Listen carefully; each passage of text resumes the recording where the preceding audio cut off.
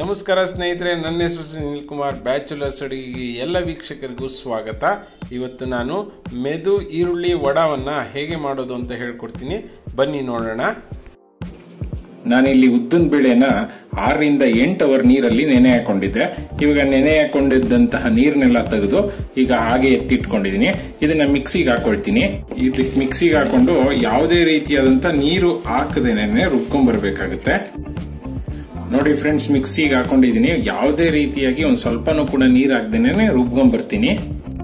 ನಾನಿಲ್ಲಿ ರುಬ್ಕೊಂಡ್ ಬಂದಿದ್ದೀನಿ ಫ್ರೆಂಡ್ಸ್. ಇದನ್ನ ಇದೇ ಬೌಲ್ಗೆ ಶಿಫ್ಟ್ ಮಾಡ್ಕೊಳ್ತೀನಿ. ಇದು ನೋಡಿ ಎಷ್ಟು ಗಟ್ಟಿಗಿರುತ್ತೆ ಅಂದ್ರೆ ಅಷ್ಟು ಈಸಿಯಾಗಿ ಬರೋದಿಲ್ಲ, ಅಷ್ಟು ಗಟ್ಟಿಯಾಗಿರುತ್ತೆ. ನಾವು ನೀರ್ ಹಾಕೊಳ್ಳದೆ ಇರೋದ್ರಿಂದಾಗಿ ತುಂಬಾ ಗಟ್ಟಿಯಾಗಿರುತ್ತೆ. ನೀವು ನೀರ್ ಹಾಕೊಂತು ಅಂದ್ರೆ ಇದು ಚೆನ್ನಾಗಿ ಬರೋದಿಲ್ಲ. ಸೊ ಹಾಗಾಗಿ ನೀವು ಆಡಿಸ್ಬೇಕಾದ್ರೆ ನೆನಪಲ್ಲಿ ಇರಲಿ, ನೀರ್ ಹಾಕೊಳ್ದೆ ಆಡಿಸ್ಬೇಕು. ಆದಷ್ಟು ನೀರ್ ಹಾಕೊಳ್ದೆ ಆಡಿಸ್ಬೇಕು. ಆಗದೇ ಇಲ್ಲ ಅಂದಾಗ ಸ್ವಲ್ಪ ನೀರ್ ಹಾಕೊಳ್ಳಿ. ನಂತರ ಇದನ್ನ ಒಂದು ಈ ತರದ್ದು ಅಥವಾ ಇದನ್ನ ಏನು ಚಮಚನ ತಗೊಂಡು ಚೆನ್ನಾಗಿ ಹಿಂಗ ಆಡಿಸ್ಕೋಬೇಕು. ಹಿಂಗ ಆಡಿಸ್ಕೊಳ್ಳೋದ್ರಿಂದ ಏನಂದ್ರೆ ಇದು ಸ್ವಲ್ಪ ಏನಂದ್ರೆ ಗಾಳಿ ಅಂಶ ಇದ್ರೊಳಗಡೆ ಸೇರ್ಕೊಳ್ಳುತ್ತೆ. ಅವಾಗ ಸ್ವಲ್ಪ ಡಬಲ್ ಆಗುತ್ತೆ. ಇದೇನ್ ನಾವು ಇಟ್ಕೊಂಡಿದೀವಿ ಇದು ಡಬಲ್ ಆಗುತ್ತೆ.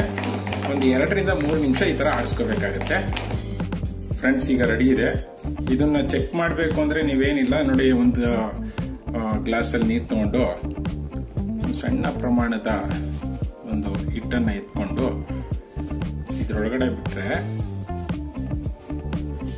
ಇದು ನೀರೊಳಗಡೆ ಮುಳುಗಬಾರದು. ಹಿಂಗ್ ತೇಲಿದ್ರೆ ಕರೆಕ್ಟ್ ಕನ್ಸಿಸ್ಟೆನ್ಸಿ ಇದೆ ಅಂತ ಅರ್ಥ. ನಾನು ಇದಕ್ಕೆ ದಪ್ಪ ಗಾತ್ರದ 1.5 ಈರುಳ್ಳಿಯನ್ನ ಕಟ್ ಮಾಡಿ ಸಣ್ಣದಾಗಿ ಕಟ್ ಮಾಡಿ ಹಾಕೊಳ್ತಾ ಇದ್ದೀನಿ. ನಂತರ ಒಂದು ಹಸಿರು ಮೆಣಸಿನಕಾಯಿನ ಕಟ್ ಮಾಡಿ ಸಣ್ಣದಾಗಿ ಇಟ್ಕೊಂಡಿದ್ದೀನಿ, ಅದನ್ನ ಹಾಕೊಳ್ತೀನಿ. ನಂತರ 1 ಟೇಬಲ್ ಸ್ಪೂನ್ ನಷ್ಟು ಶುಂಠಿ ಬೆಳ್ಳುಳ್ಳಿ ಪೇಸ್ಟ್ ಹಾಕೊಳ್ತೀನಿ. ಇದಕ್ಕೆ 1-2 ಕಡ್ಡಿ ಕೊತ್ತಂಬರಿ ಸೊಪ್ಪನ್ನ ಸಣ್ಣದಾಗಿ ಕಟ್ ಮಾಡಿ ಇಟ್ಕೊಂಡಿದ್ದೀನಿ. ನಂತರ ಹಾಗೆ ಕರಿಬೇವು 2 ಕಡ್ಡಿ ಇಟ್ಕೊಂಡಿದ್ದೀನಿ, ಸಣ್ಣದಾಗಿ ಕಟ್ ಮಾಡಿ ಎರಡನ್ನೂ ಹಾಕೊಳ್ತೀನಿ. ನಂತರ ರುಚಿಗೆ ತಕ್ಕಷ್ಟು ಉಪ್ಪು, ನಂತರ ಮೆಣಸಿನ ಪುಡಿ 1/4 ಟೀ ಸ್ಪೂನ್ ಅಷ್ಟು ಹಾಕೊಳ್ತಾ ಇದ್ದೀನಿ. ನಂತರ ಸ್ವಲ್ಪ ಇಂಗು, ನಂತರ ಇದಕ್ಕೆ 2 ಟೇಬಲ್ ಸ್ಪೂನ್ ನಷ್ಟು ಅಕ್ಕಿ ಹಿಟ್ಟನ್ನ ಹಾಕೊಂಡಿದ್ದೀನಿ.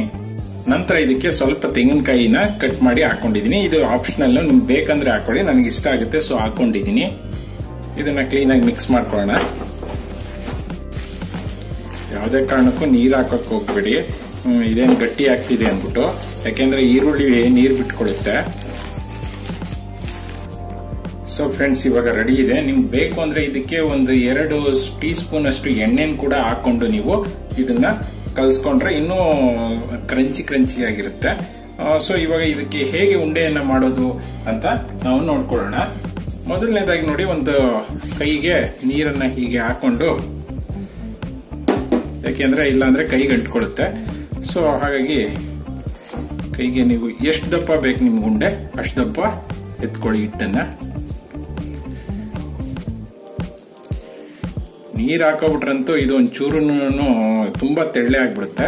ಸೊ ನೀವು ಇದಕ್ಕೆ ಮಧ್ಯ ಹೋಲ್ ಮಾಡಿಕೊಂಡು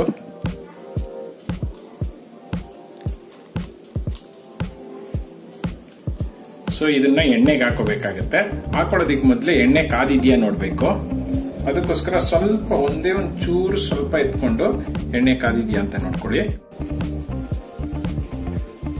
ಹಿಂಗೆ ಎತ್ಕೊಂಡು ಹಿಂಗ ಹಾಕಿದ್ರೆ ಸಾಕು.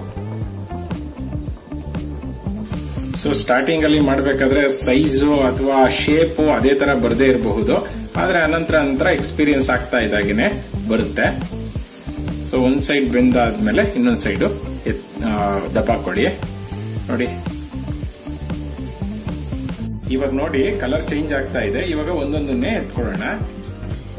ನಾನು ಲಾಸ್ಟ್ ರೆಸಿಪಿಗೆ ಕೇಳಿದಂತಹ ಪ್ರಶ್ನೆಗೆ ಸರಿಯಾದಂತಹ ಮೊದಲ ಉತ್ತರವನ್ನು ಕೊಟ್ಟಿರೋರು ಮಹಾಲಕ್ಷ್ಮಿ ಅವರಿಗೆ ಧನ್ಯವಾದಗಳು. ಅದರ ಜೊತೆಗೆ ಸಾಕಷ್ಟು ಜನ ಕಾಮೆಂಟ್ ಮಾಡಿದ್ದೀರಾ, ಲೈಕ್ ಮಾಡಿದ್ದೀರಾ, ಅವ್ರಿಗೆಲ್ಲರಿಗೂ ಕೂಡ ನನ್ನ ನಮಸ್ಕಾರ. ವಡಾಗೆ ಅಂತ ಮಾಡಿರೋಂಥ ಸಾಂಬಾರ್ ರೆಡಿ ಇದೆ. ಇದರೊಳಗಡೆ ವಡಾನ ಹಾಕೊಳ್ತಾ ಇದ್ದೀನಿ. ಈರುಳ್ಳಿ ಉದ್ದಿನ ವಡಾಗೆ ಸಾಂಬಾರ್ಗೆ ಸೇರಿಸ್ಕೊಂಡು ತಿಂತಾ ಇದ್ರಂತೂ ಸಖತ್ತಾಗಿರುತ್ತೆ. ಒಂದ್ಸಾರಿ ನಿಮ್ಮ ಮನೇಲಿ ಮಾಡಿ ಹೇಗಿತ್ತು ಅಂತ ನನ್ಗೆ ಹೇಳಿ. ಉದ್ದಿನ ಟೈರ್ ವಡ ರೆಡಿ ಇದೆ ಫ್ರೆಂಡ್ಸ್. ಓಪನ್ ಮಾಡಿದ್ದೀನಿ, ಒಂದೇ ಒಂದು ಟೇಸ್ಟ್ ಮಾಡಿ ನೋಡ್ತೀನಿ. ಸೂಪರ್ ಆಗಿದೆ ಫ್ರೆಂಡ್ಸ್. ಇದನ್ನ ಸಾಂಬಾರ್ಗೆ ಹಾಕೊಂಡು ತಿಂತಾ ಇದ್ರಂತೂ ಬೊಂಬಾಟಾಗಿರುತ್ತೆ ಫ್ರೆಂಡ್ಸ್. ಇದು ಎಲ್ಲರಿಗೂ ಇಷ್ಟ ಆಯ್ತು ಅಂತ ಅನ್ಕೊಳ್ತೀನಿ. ಇಷ್ಟ ಆಗಿದ್ರೆ ಲೈಕ್ ಬಟನ್ನ ಹಿಟ್ ಮಾಡಿ, ನನ್ನ ಚಾನಲ್ಗೆ ಸಬ್ಸ್ಕ್ರೈಬ್ ಆಗೋದನ್ನ ಮರಿಬೇಡಿ. ನಾನು ಈ ಒಂದು ವಡಾಗೆ ಸೋಂಪನ್ನ ಹಾಕಿದೀನ ಇಲ್ವಾ ಅಂತ ನೀವು ನನಗೆ ಹೇಳಬೇಕು. ಜೈ ಹಿಂದ್, ಜೈ ಕರ್ನಾಟಕ ಮಾತೆ.